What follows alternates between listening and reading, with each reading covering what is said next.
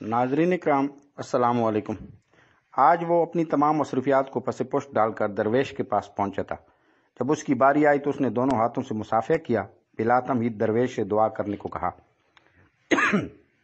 درویش نے نوجوان کے کاندھے پر ہاتھ رکھا اور بڑے جذب سے دعا دی، اللہ تجھے آسانیاں بانٹنے کی توفیق عطا فرمائے۔ دعا لینے والے نے حیرت سے کہا، حضرت الحمدللہ، ہم مال پاک کرنے کے لیے ہر سال وقت پر زکوٰۃ دیتے ہیں، بلاؤں کو ٹالنے کے لیے حسب ضرورت صدقہ بھی دیتے ہیں، اس کے علاوہ ملازمین کی ضرورتوں کا بھی خیال رکھتے ہیں۔ ہمارے کام والی کا ایک بچہ ہے جس کی تعلیم کا خرچہ ہم نے اٹھا رکھا ہے۔ اللہ کی توفیق سے ہم تو کافی آسانیاں بانٹ چکے ہیں۔ درویش تھوڑا سا مسکرایا اور بڑے دھیمے اور میٹھے لہجے میں بولا، میرے بچے، سانس، پیسے، کھانا، یہ سب تو رزق کی مختلف قسمیں ہیں، اور یاد رکھو رازق اور الرزاق صرف اور صرف اللہ تعالیٰ کی ذات ہے۔ تم یا کوئی انسان یا کوئی اور مخلوق نہیں۔ تم جو کچھ کر رہے ہو، اگر یہ کرنا چھوڑ بھی دو تو اللہ تعالیٰ کی ذات بھی یہ سب فقط ایک ساتھ میں سب کو عطا کر سکتی ہے۔ اگر تم یہ کر رہے ہو تو اپنے اشرف المخلوقات ہونے کی ذمہ داری ادا کر رہے ہو۔ درویش نے نرمی سے اس کا ہاتھ اپنے دونوں ہاتھوں میں لیا اور پھر بولا، میرے بچے، آؤ میں تمہیں سمجھاؤں کہ آسانیاں بانٹنا کسے کہتے ہیں۔ کبھی کسی اداس اور مایوس انسان کے کاندھے پر ہاتھ رکھ کر پیشانی پر کوئی شکن لائے بغیر 1 گھنٹہ اس کی لمبی اور بے مقصد بات سننا آسانی ہے۔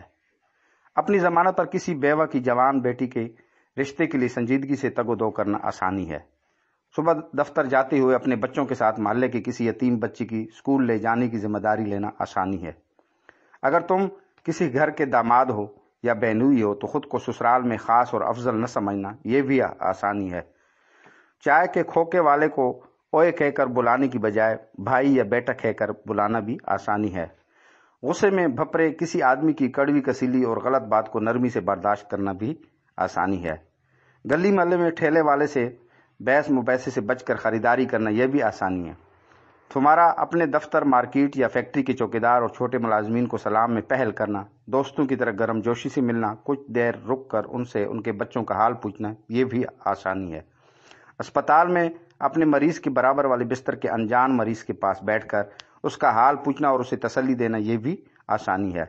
ٹریفک اشارے پر تمہاری گاڑی کے آگے کھڑے شخص کو ہارن نہ دینا جس کی موٹر سائیکل بند ہو گئی، سمجھو تو یہ بھی آسانی ہے۔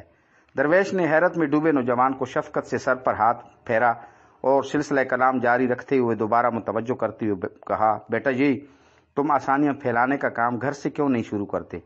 آج واپس جا کر باہر دروازے کی گھنٹی صرف 1 مرتبہ دے کر دروازہ کھلنے تک انتظار کرنا آسانی ہے۔ آج سے باپ کی ڈانٹ ایسے سننا جیسے موبائل پر گانا سنتے ہو، آسانی ہے۔ آج سے ماں کے پہلی آواز پر جہاں کہیں ہو فوراً ان کے پاس پہنچ جایا کرنا، اب انہیں تمہیں دوسری آواز دینے کی نوبت نہ آئے، آسانی ہے۔ بہن کی ضرورت اس کے تقاضے اور شکایت سے پہلے پوری کر دیا کرو، بھی آسانی ہے۔ آئندہ سے بیوی کی غلطی پر سب کے سامنے اس کو ڈانٹ ڈپٹ مت کرنا، بھی آسانی ہے۔ سالن اچھا نہ لگے تو دسترخوان پر حرف شکایت بلند نہ کرنا، آسانی ہے۔ کبھی کپڑے ٹھیک استری نہ ہوں تو خود استری درست کر لینا، آسانی ہے۔ میرے بیٹے، ایک بات یاد رکھنا، زندگی تمہاری محتاج نہیں، تم زندگی کی محتاج ہو۔